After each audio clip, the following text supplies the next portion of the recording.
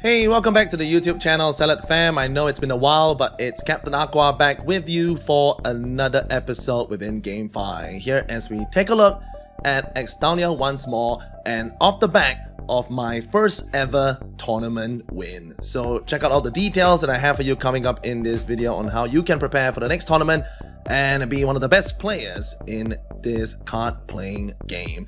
As always, here to remind you as you join us for yet another episode to stay calm and always keep building.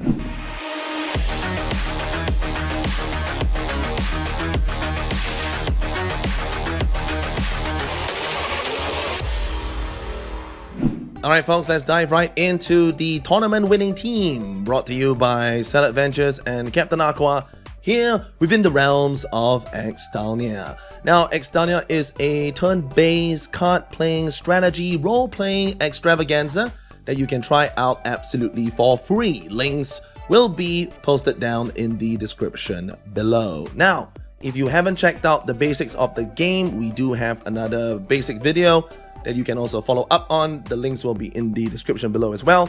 But for this video, we're going to be talking about the advanced mechanics and of the winning team that I managed to use and grab that #1 spot during the first ever tournament here in Xtalnia. As you can see, we have the top 10 in front of you, and it was quite a significant win that I managed to achieve, and due to a couple of factors which I will explain very soon. So right off the bat, the main aspect of my success is going to be in the form of investment, and that's what we did. We had quite a fair bit of NFT boxes that we managed to open, and we were inspired to create and craft additional weapons to help our success in the arena. But for the winning lineup, we have Thea, who is in fact using this mace over here. It's got super fast cards, as you can see, with Roonook Cloaking and Eureka. Now, for me personally, Roonook Cloaking is one of the best shield cards out there because it offers a very decent amount of shield and attack, but it has a whopping 155 speed. So you always get to throw some quick attacks to take down your opponents before they can put up a shield of their own. Now, Eureka, this card, I cannot talk about it enough. It is simply phenomenal in all manners of the game. Good damage, fantastic shield, a little bit disgusting, the shield. We've been talking about nerfing that shield as well. But to top it all off, 175 speed. Now, if you play this card first, and it is most likely that you will get to go first with Thea and a mace and with Eureka, right? Because Thea is naturally fast, the mace is also naturally fast, second to the glaive weapon, which are these weapons over here. And of course, more importantly, it has the amazing ability to draw those 2 cards. All right, I'm not sure whether I mentioned that already, but here it is again. You get to draw 2 cards if it's the first card, and then subsequently you get to draw an additional card as well. Now, gaining cards is a huge must in Tales of Xtalnia, right? So that is super important. I just realized that this is probably not good for the card explanation, so let me just do a quick switch of my body over here. Okay, much better. Once more, Rune of Cloaking, Eureka, amazing cards, and on top of that, we also have Warcry with a very decent amount of attack, shield, and speed as well. 135 is very awesome. And the way this works with our lineup is going to be very crucial to have this slightly slower, but we love this card because when you chain it together, Eureka, Warcry, Serpent Breath, 4 AP combo, you're gonna get yourself, of course, the additional card. If it was the first card, you get 2 cards, you get the attack up and also the speed up bonus as well, and the additional 1 AP, all right, rendering either one of these cards free. And together with the Serpent Breath, which is the attack card, you get to gain the speed regardless. And if you are faster than your target, which Thea normally is, with the mace, you get that additional 30% damage and guarantee a critical strike thanks to the chaining of the Eureka Frost card. Alright, so again, amazing mace, and this is one that I crafted myself. However, I do want to give credit when it's due, and I gotta say that a lot of it is inspired by weapon drops. Alright, this was the original weapon that we managed to unearth, and we were able to see the raw potential from this combo. Alright, so we took away Rune of Light. It's not that great, it's decent in arena, but shield and speed is always way better, and you get to damage your opponent as well. Tidal Crash, not the best. It's got decent speed, don't get me wrong, but I don't like its limitation. All right, the second time that you play this card, or if it's not the first action, you are not only not going to apply the speed down with a chance of 30%, but you don't get to draw a card as well. So it's just a damage card. I do not like it. I will take Eureka any day of the week. All right, that is the card to look out for. Now, alongside Thea in the arena, we have Arden, and we actually had to work quite a fair bit to get our Arden up to level 30, and that is because of this amazing Tidal Fang Light Sword of the Fallen Titan. All right, look at that chemistry there. Right, so Detoxify, great speed, great shield, great damage. You're going to remove poison, and this is very helpful because it is faster than both the holy buff abilities. All right, so if you have any poison stacks on you, you can get rid of them and then cast the buffs, all right, which is phenomenal. Only if the next poison attack from your opponent actually comes in between 138 speed and 98 speed. You know, that's going to be a little bit unlucky. There are quite a few cards like that.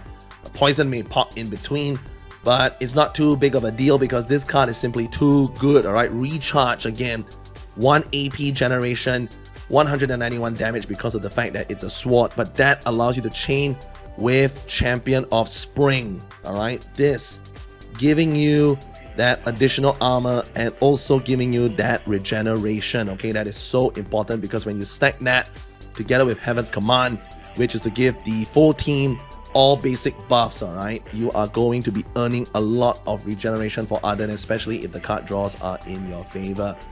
Now, a couple of ways that I would probably change this card is to replace Detoxify with something else, but to be very honest with you, I don't really see that happening. What I would probably go for, I think there is one weapon somewhere here. So I'm thinking if we can also get team up as well, that's fine. But the nature card that we want, where in the world is it though? Give me 1 second.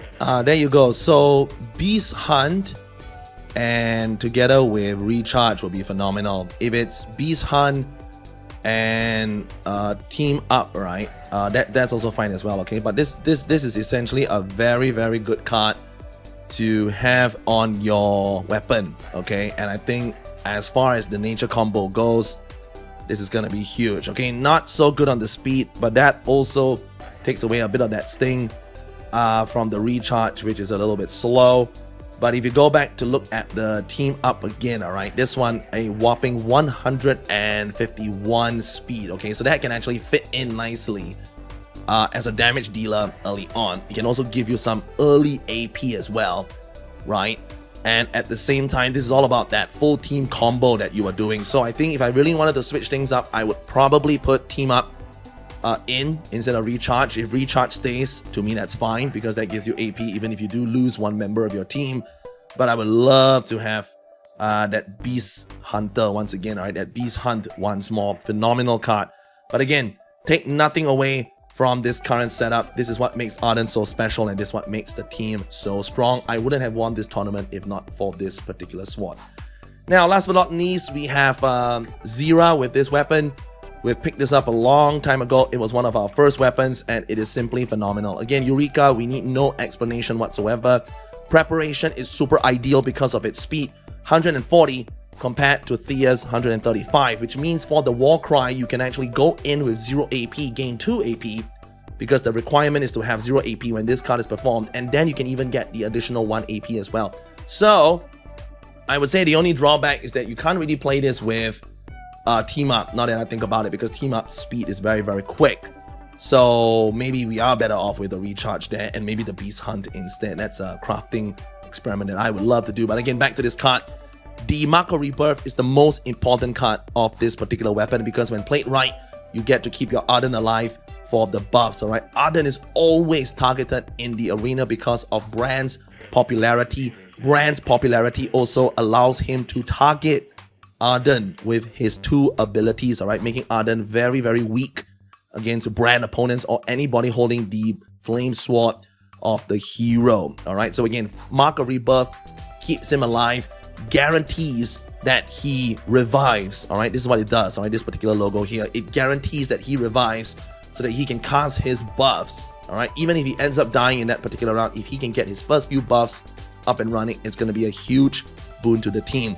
Now, Trickery worked pretty well with some of my other debuff decks, but I don't really have a debuff here unless I use my Fatal Switch Mace, which is this one over here, which I created, but I really felt that it was lacking compared to Serpent Breath. All right, I feel Serpent Breath is simply too well balanced to replace, and you know, Riptide a little bit heavy on the AP, you know, so I keep sticking it out with my Obsidian Furry Ice Mace, Fury Ice Mace instead.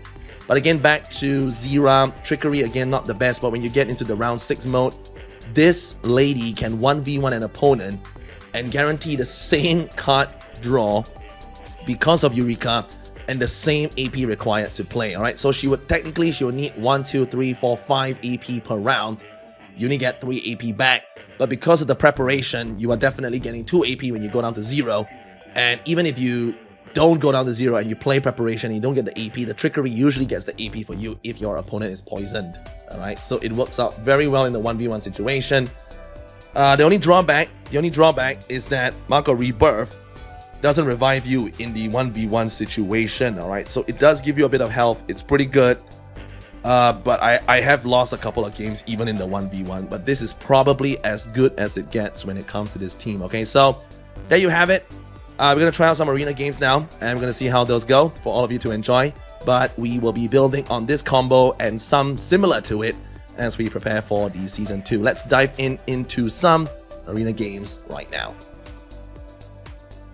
Okay, so right off the bat, we got a very strong opponent with Roonook. All right, so Roonook was one of the top 10 players for last season, and he's got an absolute beast of a backline with the Last Stand, the Heroic Rush, and also the Retribution. All right, and this Arcane Bolt isn't too bad as well, even though we don't have any Frost opponents. All right, he does have a tank here with Preparation and Holy Light, so he's a very well-rounded individual. The only thing lacking is that DPS in the middle. All right, which of course he's using Brand, which isn't too bad, but he's not going to hold a candle to us. Okay, so we got a pretty bad card draw in the beginning. We're going to go ahead and put down some cards here. We're going to keep the recharge in the event that we get our Champion of Spring. Okay, so that's the goal there. If we do get another recharge, then that's fine. But we do the basics of playing 1 Eureka because we want to get the extra 2 card draw, and that will set us up very nicely for the buffing combo. All right, so you can see here the buffing combo is about to kick in. We got recharge, Hammer Command, Champions of Spring, recharge again, and detoxify. He is not too low, so we are very likely to survive. And the Rune of Cloaking again, great damage, great speed, and very good shield to put up in preparation for the onslaught. All right, so the critical, or rather that first card comes down. Our Arden is pretty much safe to perform his cards because Brand is super slow. So we were pretty confident we were going to get the buff out anyway. One big crit there brings his Thea all the way down to 319. Alright, so this is what I'm talking about. You know, even that useless AoE card, right? Arden is even in trouble as well. Retribution, this one's gonna be big. Ooh, wow, 564. He's a real DPS beast right there, but we are sitting so pretty on our 6 AP requirement, alright? And that gives us the ability to pull out our combo, which is Eureka, Warcry, and Serpent Breath. But we also have Mako Rebirth that is going to keep our Arden alive. He is safe for this particular round, and his Thea is out for the count. Alright, so Roonook is very scary, obviously, because he is able to sustain towards the end of the game. But in my opinion, Erwin is probably not the best person to do it. I would rather have Thea at the back. But of course, that is part of his strategy. We have 4 AP now. We are probably going to try and keep Arden up as well. So we're going to heal. And we have no need to play Eureka on Zera because we don't want to put shield on Zera. We want to put shield on the Thea. You don't have to be so thirsty for card draws. I feel at the very least you should play 1 Eureka to get the 2 cards. That is enough to sustain your card draws for the round. Okay, so preparation is up.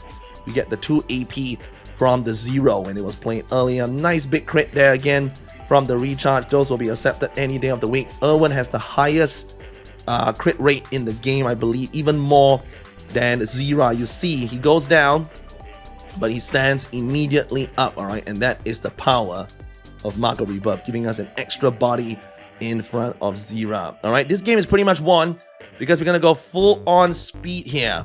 All right, full on speed here, and we don't even have enough cards to use up our AP. We're going to take out the brand before he even has a chance to throw down anything, and that is easily, all right, in fact, easily. He's not able to play a single card. In fact, Irwin is struggling a little bit as well. He doesn't have much cards there. You can see he's got an Arcane Bolt coming up, but that's going to be it. Oh no, he probably played most of his stuff on brand, which is very unfortunate. Of course, his brand was never going to be able to play his cards, and now he's in a horrible situation where he's trying to get the last stand up, but too bad because he won't have enough speed. 175, 175, 170. We don't even need to use the last energy because 2 cards is in fact going to be more than enough to kill him. Oh, in fact, this might be less. He might be left with 1 health here. No, 165. That would have been funny. That would have been funny if I tried to leave him with 2 cards and he didn't die. But that's GG to Roonook, a very strong player once more. He finished in 5th place last season, and I'm very excited to see how he builds his team for season number 2. Let's take a look at our next game. Oh, here we go. Classic example, PM2_5. Now, this is an insane lineup, okay? Not too happy with Reflection and Title Crash, to be very honest with you. But what a beast we got at the back here. Second chance, 0 cost. Safeguard, 0 cost. You get to have regeneration as well. Last stand, we know all about that. Now, if backstab could actually combo with the combo card to guarantee the critical hit, my goodness, what a beast we have there on the brand. But this, very decent. You have the defensive maneuver that goes very, very well with Gust of Wind or Chain Lightning. All right, so that's phenomenal. Heroic Rush, nah, because you're never going to be in that situation where you have 1 person left if your Thea is in front of your brand. Now, no threat of poison, and we do have this ability here called Spoils of War. Sorry. We have this ability here, Spoils of War, right? And if you destroy an opponent's AP, you get 1 AP. I honestly think that it could be stronger, right? Like, if you destroy 3, you should get back 3. I really don't know. It's like catching your opponent at the right time. But I digress. It is still a very decent card, and it is one that we try to look out for, so we usually try to burn our energy quite a fair bit. I am trying to remember whether we had a Eureka earlier on. We did not play that, obviously. This is round 2. So, you can normally go with some Eurekas here. I am going to hold on to that extra AP. Am I going to do that? No. I'm not going to do it. I am going to do it, just in case we have the chance to play our combo later, our Serpent Breath combo, alright? As you can see, his brand is already starting to stack the regenerations like crazy. And a lot of damage coming in as well. Our Ardent is taking a huge beating. Wow, 870 damage on my Thea. Come on. That is going to cause us a lot of problems, my friends. It is going to give us a lot of problems. That was definitely not a hit that we could have afforded. It is a lot of damage. All right, so that is big luck going against us. A lot of potential for PM2_5 to improve that particular sword at the back, especially if he can get that combo card to replace Second Chance. But because of the shield that we put up on Thea, all right, it's a whopping 600 total with the full combo. I don't think I played the full combo earlier, but it gave me more than enough shield to absorb here. Now, I'm going to lose my AP. That's very unfortunate. Didn't have too much to say about that. Had to go for it. But what I'm going to do now is try to keep my Thea in the game with a little bit of a Marco rebuff, alright? So we're keeping her up because Thea is the most important person needed to take down that brand because of the sheer amount of frost that we got. So we are thankful that she is in the position to receive the heal, and Arden can take the fall for us. That's not a problem. But it looks like we're going to get our combo off here, and we might have 3 standing to face the brand, even though we got that nasty critical earlier on. Remember, that is the sheer power of speed and shield, as explained in this video. Okay, now we're going to put up as much shield on Thea as possible. We do not want to risk it, and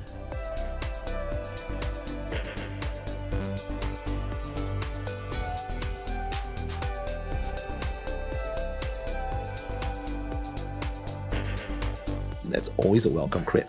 Nice shield on Thea to support the upcoming onslaught. Alright, it looks like he is going to lose because you can see that the new feature of the card flow shows there is no card plate after the Serpent Breath. That is a whopping 771 damage. GG PM2_5. And that is how it's done. Alright, so folks, with that, thank you so much for tuning in, and we hope that you enjoyed that very brief insight towards a rank 1 gameplay here within the Xtalnia realm. Do look out for more content in the near future because we're going to be talking about that tier list, and of course we will look forward to seeing you next time right here, of course, at the XTAL Adventures YouTube page. Alright folks, that's it, that's it for this episode. We got more details coming to you soon in regards to the elemental card tier list, so do look out for that.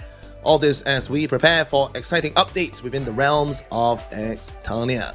As always, please leave a comment down below in regards to whatever topic you might have over this game or other games, especially card playing ones, that we should be looking at here at XTAL Adventures. And of course, your subscription and a big thumbs up will always go a long way, so thank you in advance. Captain Aqua here to remind you, friends, once more from all of us here at XTAL Adventures, that you are to stay calm and keep building.